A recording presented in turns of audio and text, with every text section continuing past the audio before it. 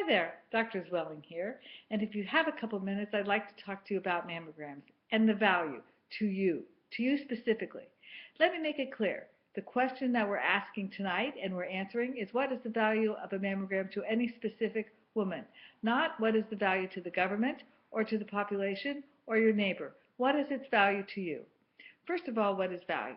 Value is price plus utility. So you have to ask the question, what's the mammogram going to tell me? And how much does it cost in time and pain? Well, for most of you, the mammogram is at no cost. But let me tell you, if you want to pay cash, it's not that expensive, about $100. So keep that in mind. What is its utility? What does it do? This is the question. Does it prevent breast cancer? No, no, no. Does it decrease the death from breast cancer? Yes. And that is found between the women in the ages of 50 and 74. So for that 25 years of life, having a yearly mammogram seems to help decrease the death rate from breast cancer because we have early detection. Once again, it does not decrease the number of breast cancers that we find. It doesn't decrease the risk in you that you will ever get breast cancer. We don't know what causes breast cancer. I wish we did. There are many risks involved in breast cancer. Genetic risk being one of them. Sometimes that can be found in blood tests. Sometimes it is not found in blood tests. But if your family has risk, we think that there is genetic risk.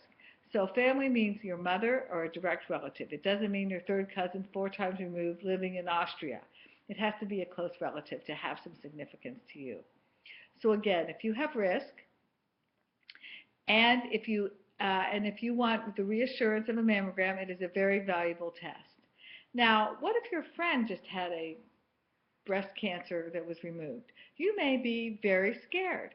So the value of a mammogram and reassurance may be very important to you even without a family history.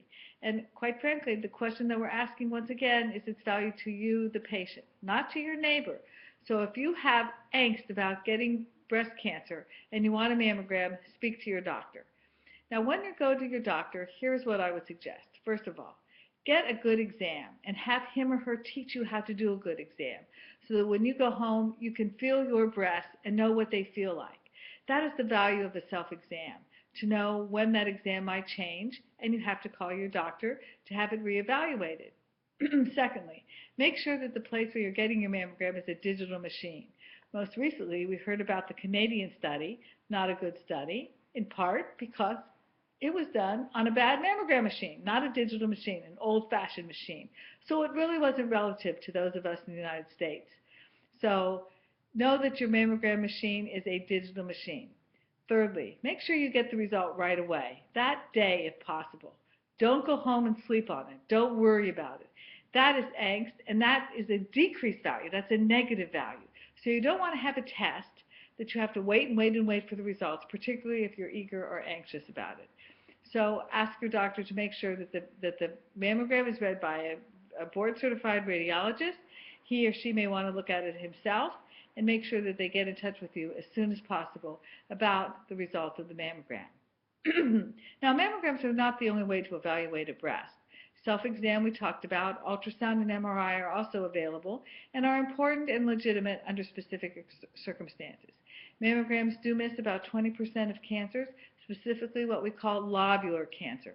Now that's a little bit in the weeds, but you should know that mammograms are not perfect. So getting back to our original question, what's the value of a mammogram to you? Well, you decide. Do you want to know? Are you between the ages of 50 and 74 and a woman? Of course, if you're a man and you feel something, you need to go get that checked out as well. But for now, we're dealing just with women. And what's your angst level? What is your concern? So if you're 75 and you're still concerned, that doesn't mean you shouldn't have a mammogram just because you're 75 years old. And indeed, if you're 40 and you have a strong family history, or if you have angst and you need reassurance, it is absolutely valuable for you to go to your doctor and ask them about getting a mammogram. Even if you have to pay cash, $100 may be very worth it if that is your issue. So when you look at mammograms and you read about them in the paper, what you're reading about is a population-based study, the value of a mammogram to a whole population. Not a good question for you. The question is, why do you want a mammogram? Hopefully I've helped. Evaluate, call your doctor, get a mammogram if you want one, if you think it has value. And don't if it has no value to you. And take care. And be sure that you get back to Clinical Notebook and let us know if you have any questions about this. Thank you so much and have a good evening. Bye-bye.